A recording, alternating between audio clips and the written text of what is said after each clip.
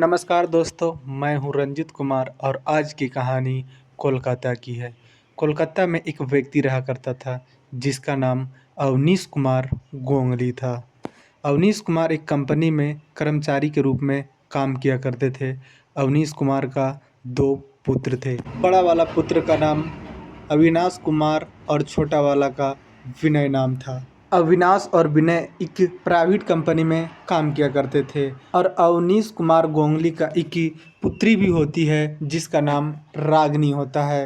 रागनी एक रेडीमेड कपड़ा दुकान में बतौर सेल्स गर्ल के रूप में काम किया करती थी।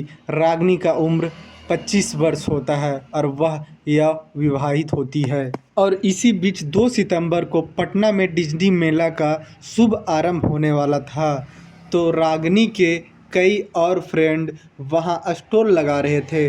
तो रागनी भी सोची कि हम भी वहाँ स्टॉल लगाते हैं और रागनी भी एक कमरे लेकर उसमें स्टॉल लगाती है। और उसी के बगल वाले कमरे में एक लड़का होता है जिसका नाम सौरभ होता है। वह हेडलूम चादर का स्टॉल लगाया हुआ था और यह जो मेला था डिज्नी मेला, वह दिसंबर तक चलने वाला था। और रागनी और सौरभ में दोनों में आसपास में ही थे, तो कुछ चीज़ का भी ज़रूरी पड़ता तो दोनों आपस में ले दे लेते और दोनों में दोस्ती हो जाता है। अब सौरभ मन ही मन रागनी से प्यार करने लगता है और कहीं न कहीं रागनी भी थी, वह सौरभ से प्यार करने लगती है। और सौरभ एक दिन हिम्मत जुटाकर रागनी से अपना प्यार का इजहार कर देता है और दोनों फैसला करते हैं कि 12 दिसंबर को यहीं की एक मंदिर में दोनों शादी कर लेंगे। 12 दिसंबर को सौरभ और रागनी कई और फ्रेंड के साथ एक मंदिर में शादी कर लेते हैं और दोनों एक साथ में रहने लगते हैं। उसके बाद 22 फरवरी को सौरभ और रागनी कलकत्ता जाते हैं कपड़ा खरीदारी करने के लिए। तो रागनी का घर कलकत्ता में ही पड़ता था, तो रागनी सौरभ को अपना घर लेकर जाती है और अपना घर में सारा लोग से सौरभ को मिलवाती है। ऐसे तो रागनी पहले बता चुकी थी घर वालों के कि हम एक लड़का से शादी कर लिए हैं जिसका नाम सौरभ है। उसका घर वालों सौरभ को देख के काफ़ी ज़्यादा खुश होते हैं और सौरभ भी उसके परिवार में घुल मिल जाता है। सौरभ वहाँ 15 दिन तक रुकता है और कलकत्ता घूमता है और वहाँ से काफ़ी सारा कपड़ा खरीदारी करता है। 15 दिन कलकत्ता में बिताने के बाद सौरभ और रागनी पटना लौट जाते हैं। लौटने के बाद अपना कारोबार में सौरभ बिजी हो जाता है और सौरभ का एक दोस्त भी होता है जिसका नाम तन्मय होता है। अक्सर सौरभ के घर पहले भी आया करता, लेकिन जब से सौरभ का शादी हुआ था तब से तन्मय सौरभ के घर बहुत ज़्यादा आना जाना करने लगा था। और जब भी सौरभ के पत्नी रागनी तन्मय को कुछ नाश्ता परोसती, चाय परोसती, तो तन्मय रागनी को काफ़ी ज़्यादा तारीफ़ करता और इससे रागनी काफ़ी ज़्यादा खुश होती और दोनों में इसी तरह में बातचीत भी होने लगता है। और सौरभ को भी अभी तक कोई ऐतराज़ नहीं था, इसलिए कि वह जो तन्मय था उसका दोस्त था और रागनी थी वह भाभी लगती थी, तो थोड़ा बातचीत हंसी मजाक कर लिया करता था। लेकिन तन्मय के मन में कुछ और ही चल रहा था। तन्मय धीरे धीरे और सौरभ के घर तेज़ी से आने जाने लगता है। और एक दिन सौरभ कपड़ा खरीदारी के लिए कलकत्ता गया हुआ था और तन्मय था वह सौरभ घर आता है। रागनी घर पे होती है, चाय नाश्ता देती है। उसके बाद तन्मय रागनी को भड़काने लगता है कि सौरभ तुम्हारे साथ खिलवाड़ कर रहा है। सौरभ अभी तक तुमसे जो शादी किया है मंदिर में, वह शादी का रजिस्ट्रेशन नहीं करवाया है कोर्ट से, उसका मन में खोट है। रागनी थी वह तन्मय का बातों में आने लगती है और सौरभ के खिलाफ होने लगती है। जब सौरभ कलकत्ता से पटना लौटता है तो जैसे ही अगला दिन होता है वैसे ही रागनी सौरभ को बोलती है कि कल ही कोर्ट चलो, हमें शादी का रजिस्ट्रेशन करवाना है। सौरभ किसी बात से टाल देता है कि अभी नहीं, बाद में, लेकिन रागनी मानने को तैयार ही नहीं थी। फिर अगला दिन होता है, फिर शादी के रजिस्ट्रेशन का बात छेड़ देती है। सौरभ बार बार मना कर रहा था और तन्मय रागनी को भड़काए जा रहा था और रागनी भी तन्मय के बातों में पूरा तरह से आ जाती है। और जब जब सौरभ घर पे नहीं होता तब तब तन्मय आता और रागिनी और तन्मय घूमने जाते, होटल में जाते, थिएटर में जाते और दोनों संबंध भी बनाते। रागिनी सौरभ से हर बात पे हर रोज़ लड़ाई झगड़ा कर लिया करती।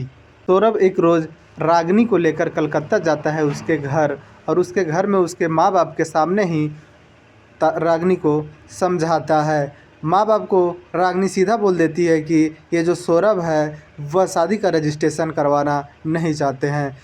तो रागिनी के घर वाले भी सौरभ पर भड़कते हैं और बोलते हैं कि तुम सबसे पहले शादी का रजिस्ट्रेशन कराओ। जब कलकत्ता में रागिनी और सौरभ थे तभी तन्मय रागिनी के पास फ़ोन करता है और उसे पटना आने के लिए बोलता है। इधर तन्मय का भी मन नहीं लग रहा था और उधर रागिनी को भी मन नहीं लग रहा था।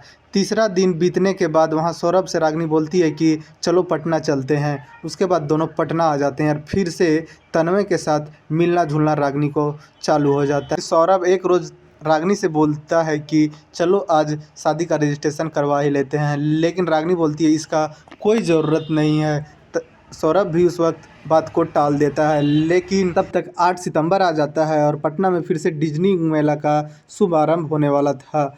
उसके बाद सौरभ उधर मेला में स्टॉल लगाने में बिजी हो जाता है, इधर रागिनी और तन्मय का मिलना जुलना चालू हो जाता है। एक शाम जब सौरभ मेला से घर लौटता है दुकान बंद करके, तब घर में देखता है सारा दरवाज़ा खुला हुआ है लेकिन घर में रागिनी नहीं है। रागिनी इधर उधर ढूंढता है, सौरभ नहीं मिलता है। फिर सौरभ जाके पुलिस स्टेशन में एक रिपोर्ट लिखाता है कि रागिनी और मेरा दोस्त कहीं भाग गए हैं। कई दिन बीतने के बाद पुलिस जब इन दोनों को नहीं ढूंढ पाती है तो सौरभ मजबूरन अपने ससुराल में बताता है। और इधर पुलिस को एक लावारिस लाश मिला था जिसका सर पूरा तरह से कुचला गया था। जब सौरभ के ससुराल वाले आते हैं और सौरभ के खिलाफ पुलिस में एफआईआर लिखवाना जाते हैं तो पुलिस एक लावारिस लाश का तस्वीर और कपड़े दिखाती है। तो जो रागिनी का भाई होता है वह उस कपड़े और तस्वीर देख कर रोने लगता है। वह अब बोलता है कि यह कोई और नहीं मेरा बहन रागिनी है।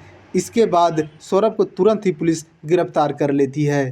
पुलिस सौरभ को हत्यारा मान के चार्जशीट तैयार कर रही थी, तभी एक अनजान व्यक्ति पुलिस स्टेशन फ़ोन करता है और बोलता है कि रागिनी यहीं पटना में मौजूद है और वह ज़िंदा है।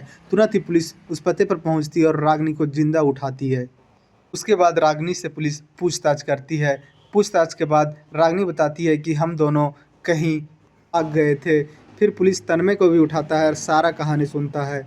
ये दोनों बोलते हैं कि हम दोनों फैसला किए थे कि यहाँ से कहीं दूर भाग जाते हैं, और दोनों ने शादी करके दूर कहीं रह रहे थे। जब ये दोनों को पता चला कि रागिनी का मर्डर मिस्ट्री चल रहा है, तब रागिनी को सामने लाया गया और फिर सौरभ को बेगुनाह साबित करके उसे जेल से छोड़ दिया गया।